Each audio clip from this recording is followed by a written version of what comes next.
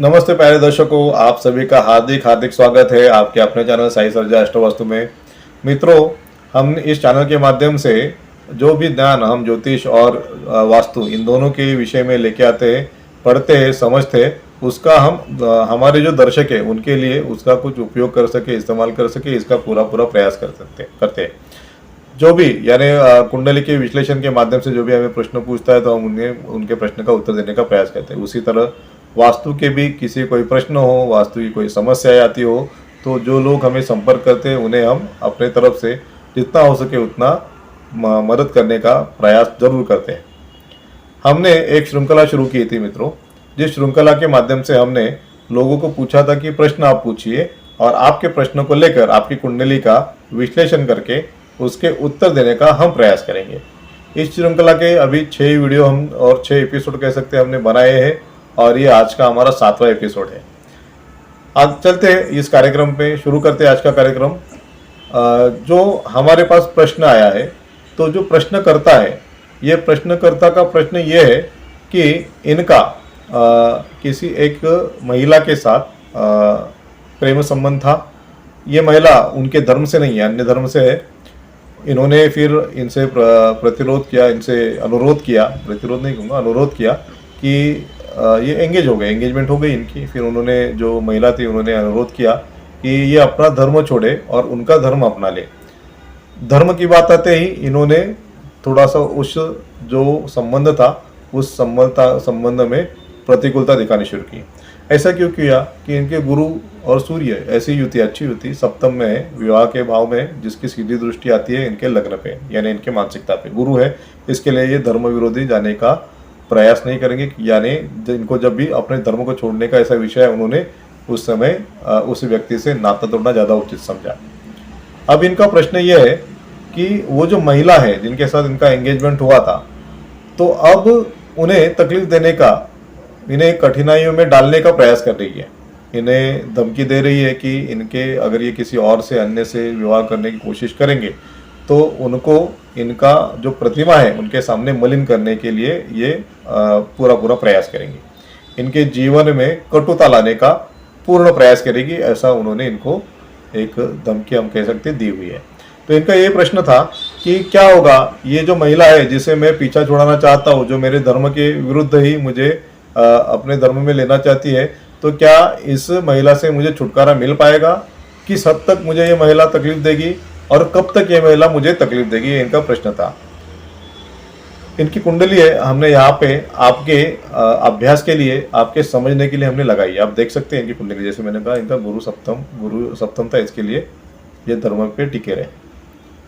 इनके कुंडली में आप देखोगे तो शनि महाराज वक्री होके 11वें घर में बैठे हैं और इन वक्री शनि महाराज की सीधी दृष्टि, सप्तम दृष्टि इनके पंचम भाव पे आता है। और पंचम भाव क्या होता है? पंचम भाव होता है ऐसे प्रेम संबंध के विषयों का।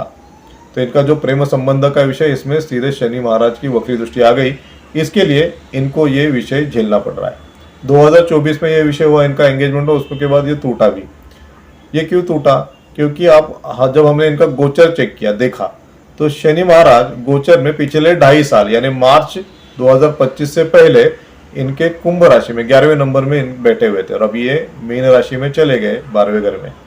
जब ये बैठे थे तब इनकी दृष्टि सीधी इनके पंचम भाव में थी, तो वो पंचम भाव जो था जागृत हो गया। उस जागृत हुए भाव ने पिछले 2.5 साल में इनके सामने इस महिला को लेके आए, इस महिला के साथ संबंध बना, उसके साथ एंगेजमेंट हुई और जाते जाते अभी ये एंगेजमेंट, जैसे शनि महाराज चले गए, इनकी एंगेजमेंट टूट गई। अब हमने उनकी पत्रिका का विश्लेषण करके देखा, इनके जो अभी ग्रह की दशा है, तो इसमें मंगल की दशा और महादशा, केतु की अंतरदशा है। इसके पहले मंगल में मंगल थे दशा अंतरदशा में। अब ये शनि महाराज जो आगे चले गए, वो 2.5 साल तो कुछ परिणाम नहीं करेंगे।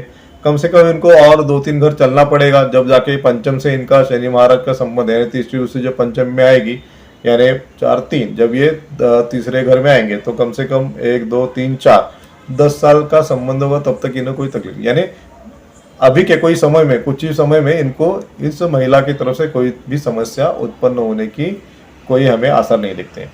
तो हमने उनको बता दिया कि डरने की कोई आवश्यकता नहीं है, आप अपने धर्म पे अडिग रहिए आपको अगर लगता है कि आपको अपना धर्म नहीं छोड़ना है तो आपको आपके धर्म का पालन का पूरा पूरा अधिकार है। संघ इस भारत देश के घटना में वो लिखा हुआ है और आप अपना कार्य करते रहे। आप इनका विवाह का अगर हमने देखे तो इनके नवमांश में राहु मंगली है, तो उनके विवाह के लिए अत्यंत उत्तम परिस्थिति है। इनको कहा हमने कि जून 26 तक ये साल जो है रहेगा इनका, तो वो अच्छा है। इस साल में उनके विवाह के अच्छे योग है और गुरु और सूर्य स्वयं इनके सप्तम में बैठे हुए हैं, तो इनको जो इनकी पत्नी होगी वो धार्मिक होगी और इनके धर्म को ही मानने वाली होगी और सूर्य है तो विशेष तेजस्वी भी होंगी। तो इन्होंने अपने आगे की ज़िंदगी के बारे में सोचना चाहिए। अच्छी कोई अन्य व्यक्ति से इनको विवाह कर लेना चाहिए और जो भी इनकी समस्या, जो डर इनके मन में बैठा हुआ है, तो इस डर का कोई इन्हें कुछ होने वाला है नहीं। जो महिला इनको दर्द देने वाली, तकलीफ देने वाली की बात कर रही है, इनका जो परिणाम होगा वो परिणाम शून्य हो जाएगा और इनको कुछ उपाय भी ज़्यादा करने की आवश्यकता नहीं है। ग्रहों की स्थिति बदल चुकी है और ये अपना आयुष्य अच्छे से आगे जी सकते हैं। ये हमने उन्हें बताया और उनके शंका का समाधान किया। मित्रों, अगर आपको भी लगता है आपके कोई प्रश्न है और आपको कुंडली के विश्लेषण के माध्यम से उसके उत्तर जानने हैं, तो आप हमें हमारे इस चैनल पर संपर्क कीजिए। आपके प्रश्न हमें लिख के दीजिए, हम उनका अध्ययन करके इस, जैसे हमने अभी ये मंजूषा बनाई है, इस मंजूषा के माध्यम से हम आपके लिए भी उत्तर लेके आके आपके लिए भी एक एपिसोड ज़रूर बनाएंगे।